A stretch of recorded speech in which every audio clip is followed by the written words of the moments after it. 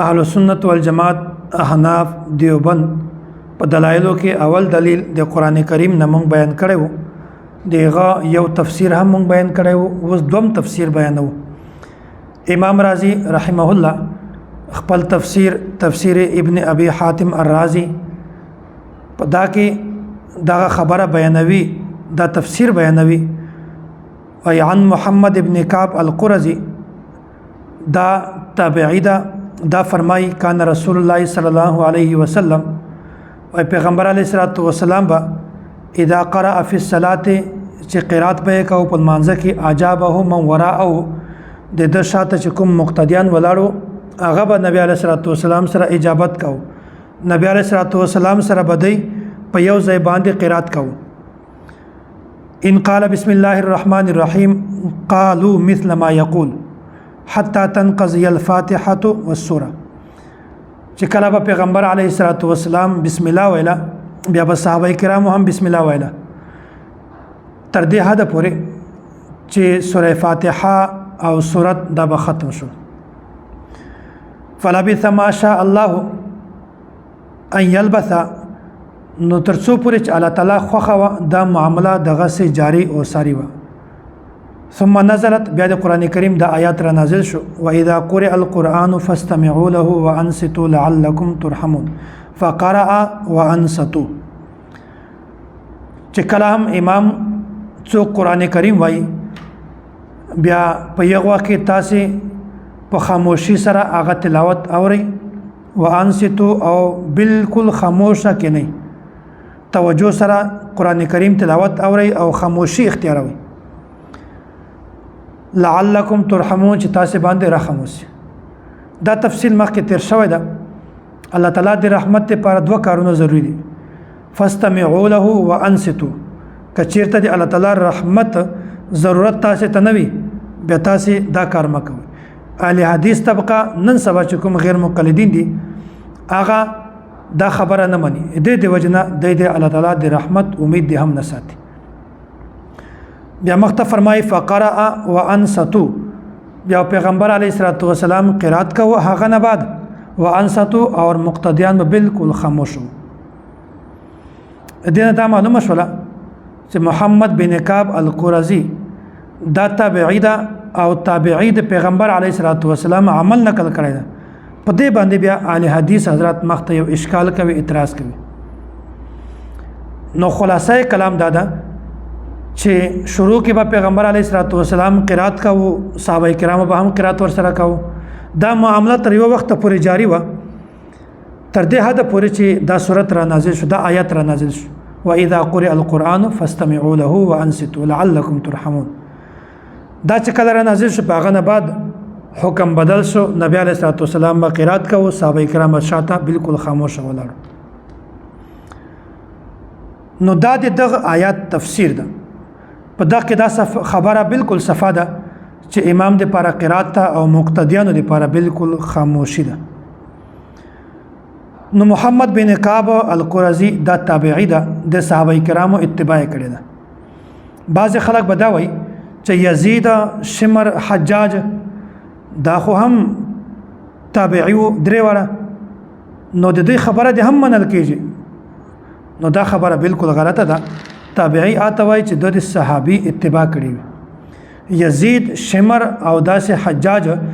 دغه د صحابه کرامو اتباع نه وکړي د صحابه کرامو قتل کړي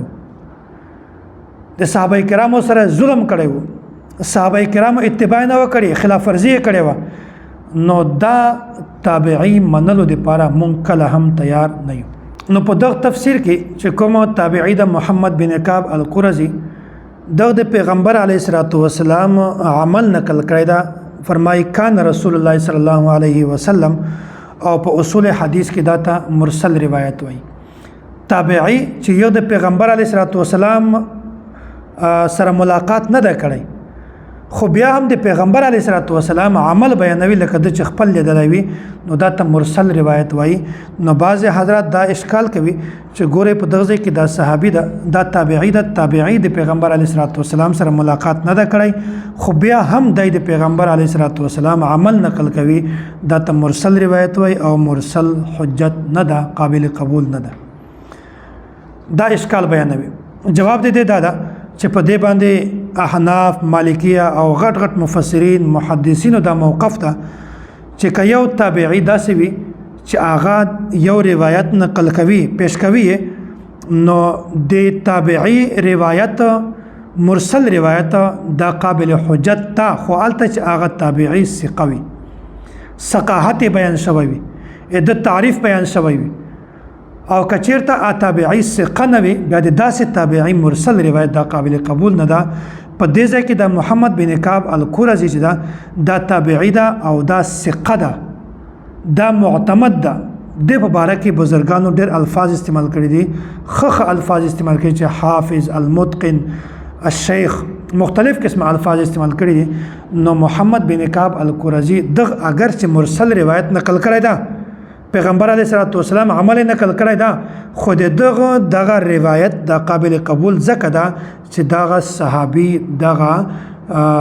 عادل ده او دغه صحابي عدالت بیان شوی ده، ثقاحت بیان شوی ده، ثقه راوي ده، د وجې نه دغه روایت قابل قبول ده. دغه ثقاحت لپاره موږ تاسو ته مخکې ان شاء الله تفصیل بیانوو. یو دوه حوالې تاسو ته بیانوم. قواعد فی علوم الحدیث للعثمانی صفحه نمبر 146 صفحه نمبر 147. نو مرسله د جمهور په نزدیک باندې حجت او قابل قبول ده. قال الامام ابو جعفر محمد بن جرير الطبري متوفى 310 هجری واجمع التابعون باسرهم. دا خبره بیانوي وای تابعینو په دا خبره باندې اتفاق کړی ده علی قبول المرسل چې مرسل حدیث دا به طور دلیل پیش کولای شي.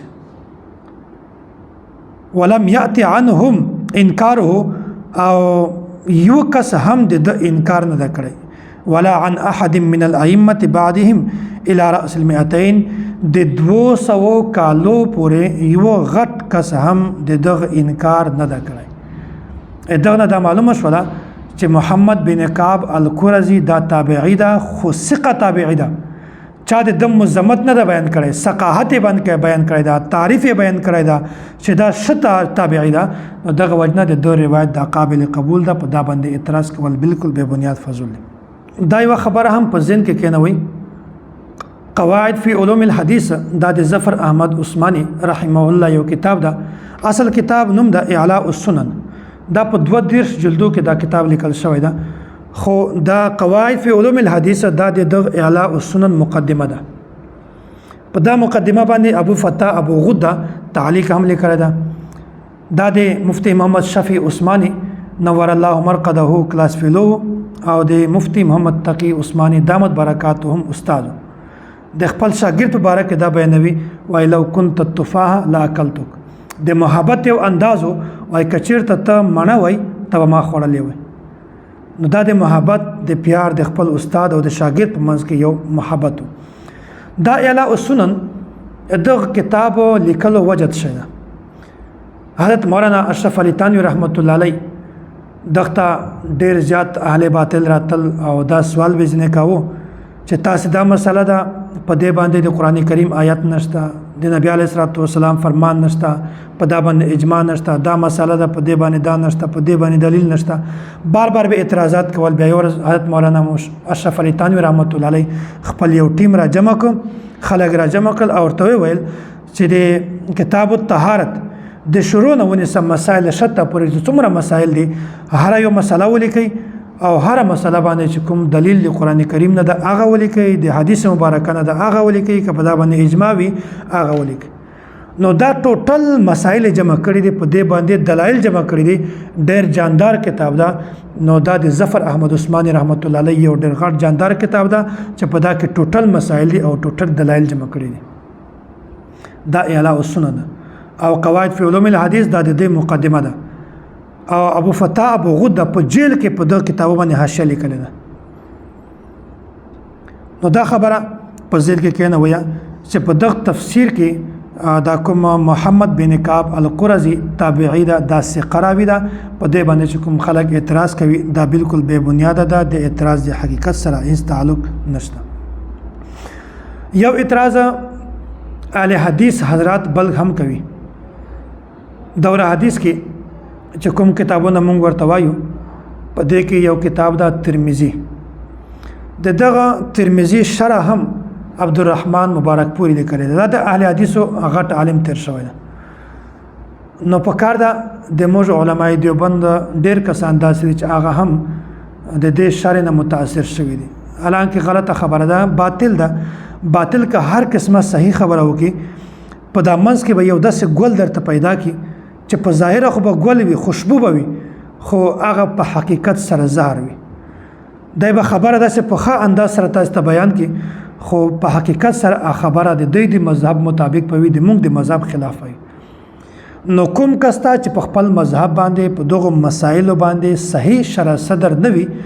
داسې سړی د پاره د دوی دا کتابونه شروحات کتل دا بالکل د ما نس باندې بالکل جایز نه دي، ځکه چې دا د تا عقاید خرابولی شي، د تا مسایل خرابولی شي، د تا عقیده نظریه خرابولی شي. د وجنه اول د خپل علماء دیوبندو کتابونه شروحات دا ګوري. او په دې کې دا خبره ده عبدالرحمن مبارک پوری دغه دا یو اعتراض کړی دا، وای دا کوم قران کریم آیات چې تاسو ذکر کوو اذا قرئ القرآن، دغه آیات مکی ده، د مکې د دور ده، په هغه وخت کې دا نازل شوی ده او نبی علیه الصلاۃ والسلام چې کله تلاوت کاوه، صحابه کرامو به هم تلاوت کاوه. بیا مخکې ورسته الله تعالی دا آیات را نازل کو، ورته چې کله امام تلاوت کوي بیا هغه نه بعد مقتدیان بالکل په توجه سره د تلاوت اوري او خاموش دي کینی. نو عبدالرحمن مبارک پوری دا اعتراض کوي چې دا آیات خو مکی ده، په مکه مکرمه کې را نازل شوی ده، او د دې خلاف چې کوم روایت دي چې په هغه کې مقتدی ته دا حکم شوی دا چې ته په امام پسې قرات کوه، دا د مدینه منورې د دور والی اعتراض اصل خلاصه تاسو ګورئ، دا د مدینه منورې د دور والی. لہذا دا خبره بیانوي وای چې کله یو حکم متأخر وي ورسته وي، دغه حکم په وجه باندې متقدم مخته تیر شوی حکم ختم کېدلی شي، خو مخته تیر شوی حکم په وجه باندې ورسته راتلونکی حکم دا کله هم نشي ختم کېدلی. نو دوی دا بیانوي چې ترک قرات خلف الامام والا مسله دا د مکې د دور والا ده، او ورسته په مدینه کې چې کوم داسې روایت یا مدني صحابه کرامو نقل کړي دي چې په هغه کې مقتدی دی پاره د سوره فاتحه ویلو اجازت وو، نو د دغه په هغه مدني آیات په وجه باندې دغه روایت نشي منسوخ کېدلی، ها په دغه آیاتو په دغه روایتو په وجه باندې هغه منسوخ کېدلی شي. نو موږ باندې اشکال دا کوي چې تاسو ګورئ د آیات پیش کو، د آیات خو د مکې د دور والده، نو ورسته د مدینه د دور ول هغه روایت چې په هغه کې قرات خلف الامام اجازت ورکړی ده، نو تاسو په تیر شوی حکم باندې ورسته راتلونکی حکم څنګه منسوخ کوي، څنګه ختم کوي؟ دا خو د اصولو خلاف ده. او دا خبره هم بیانوي چې ګوره حضرت ابو هريره رضی الله تعالی عنه دا هم مدني صحابي وو، د مدینه منورې صحابي وو. دا هم بیانوي چې کوم سړی په امام سي سوره فاتحه نو وایي دغه سړی لمونځ نه کوي. موت امام مالک صفحه نمبر 67 کې دا روایت موجود ده. او په دې باندې حافظ ابن حجر رحمت الله علیه دا اجماع نقل کړی دا چې حضرت ابو هريره رضی الله تعالی عنہ په 7 هجری کې مسلمان شوی. تلخیص الخبیر صفحه نمبر 114 دا مدني صحابي وو. او داسې حضرت عباده بن صامت رضی الله تعالی عنہ دا هم مدني صحابي وو، او د دنه هم دا روایت منقول چې هغه د قرات خلف الامام تذکرہ کوي، ذکر کوي. نو آیا وس په تیر شوی حکم باندې ورسته راتلونکی حکم دا څنګه منسوخ کیږي؟ په ظاهر باندې اشکال جوړېدلی شي. دغه څو جوابات دي. یو جواب خدا ده چې تاسو دا خبره کوي چې حضرت ابو هريره رضی الله تعالی عنه دا مدني صحابي ده، د مدینه منورې صحابي ده، دغه دا روایت منقول ده چې قرات خلف الامام دا جایز ده. حالانکه دغه صحابي حضرت ابو هريره رضی الله تعالی عنہ د دغه ډیر بشمیر روایت داسې نقل شوی دي چې د قرات خلف الامام د جواز قائل نو، ترک قرات خلف الامام د جواز قائل. نو کچیرته په یو طرف باندې دغه روایت وګورئ، په یو سترګ باندې په یو رخ باندې بیا مسله خرابېږي، کچیرته په دواړو رخو باندې دا مسله وګورئ بیا مسله ټیک کېږي. بیا موږ ګورو چې حضرت ابو هريره رضی الله تعالی عنہ د قرات خلف الامام ول روایت مختو کورستی وو، ترک قرات خلف الامام والی روایت ته مخکې وو کورسته وو هغه خبره تفصیلی ده او داسې دا یو خبره خو شو د حضرت ابو هريره رضی الله تعالی عنہ لکه څنګه چې د قرات خلف الامام روایت منقول ده داسې ترک قرات خلف الامام روایت هم منقول دي دومره خبره د مدینه منوره ډیر کبار صحابه کرام حضرت ابو موسی اشعری رضی الله تعالی عنہ حضرت جابر بن عبد الله حضرت انس بن مالک حضرت زید بن ثابت رضی الله تعالی عنهم دا هم د مدینه منوره صحابه کرام دي او د دین هم د ترک قرات خلف الامام روایت منقول دي چې مقتدی ته پکار دي چې په امام سے تلاوت نه کوي نو تاسو صرف د حضرت ابو هريره رضی الله تعالی عنہ یو روایت اخلي دغه په روایت په وجبان تاسو نو ټول روایت پر دي دا خود سمجھداري نه ده دومره خبره دادا بعض بزرگان کرام علامہ ابن کثیر خپل تفسیر جلد نمبر 4 صفحه نمبر 254 او دا سے غیر مقلد نواب صدیق حسن خان خپل تفسیر فتح البیان جلد نمبر 3 صفحه نمبر 393 په دا کې دا خبره لیکي چې سوره اعراف دا مکی نه ده بلکې مدنی ده دا مدینه منوره کې را نازل شوی ده مکه کې نه ده را نازل شوی نو داسې ولی خبره بیانوي چې دا ولی ځکه چې په دغه صورت کې د موسی علیه السلام او د امت د يهود واقعا په تفصیل سره په دغه صورت کې موجوده ده او دا خبره هم واضحه ده چې موسی علیه السلام او د يهودو مرکز دا په مدینه کې او په مکه مکرمه کې نه نو دغه دا معلومه شوه چې دا آیات په مکه دا صورت په مکه مکرمه کې نه نازل شوی بلکې په مدینه منوره کې نازل شوی ده